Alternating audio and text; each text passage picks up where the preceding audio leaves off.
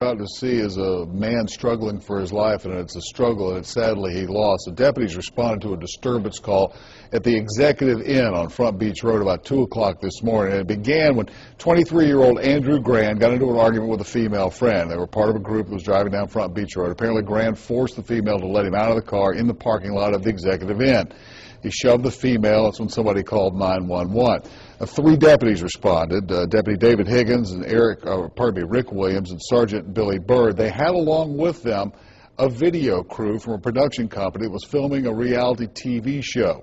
We warn you, the video you're about to see can be disturbing at times. And one of the deputies, in fact, Rick Williams, caught up with Grant at the motel's front parking lot. That's when the cameras showed up. Williams was trying to arrest Grant. They say that he was resisting, as he was putting the handcuffs on him. At one point, before the cameras got there, Grant ingested some sort of material. I believe, as it turns out, it was plastic bags of marijuana. You can see he's struggling. He gets up off of the ground here. That's when one of the deputies pulls a taser and shoots Grant in the chest. He pulls the taser probes immediately out of his chest. Then he begins pounding on his chest, you can see him reaching down his throat, trying to get whatever's blocking his air passage. He's trying to let the deputies know, I can't breathe. They realize pretty quickly what's going on here. And you can see them in just a moment here begin to perform the Heimlich maneuver, trying to get him to the point where he can breathe on his own again. Now, he is still breathing at this point. He's struggling to try and get his breath.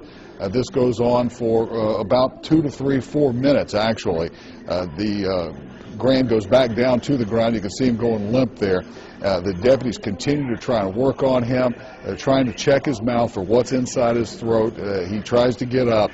At one point, a deputy grabs a medical bag out of the back of his truck, or his car, pardon me, in the trunk of his car, comes back over. They begin to try and resuscitate him. The ambulance shows up, and that's when paramedics jump into this. So they took Grand to Bay Medical Center, and sadly, doctors pronounced him dead there later this morning. This afternoon, Bay County Sheriff Frank McKeithen told us that Grand most likely would have only faced misdemeanor marijuana charges had he cooperated, but once he resisted, the stakes became much more serious.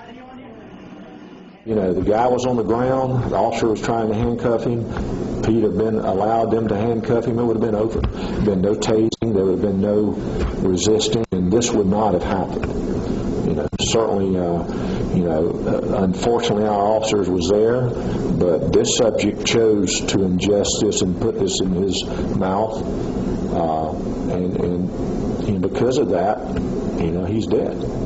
Now, McKeithen requested the FDLE to take over this investigation. At this point, McKeithen says that it would appear that Grand died of suffocation, but he is waiting on the autopsy results, just as the FDLE is, to make that call. Deputy Rick Williams suffered a hyperextended hand during the struggle with Grand. He was treated at a local hospital and released.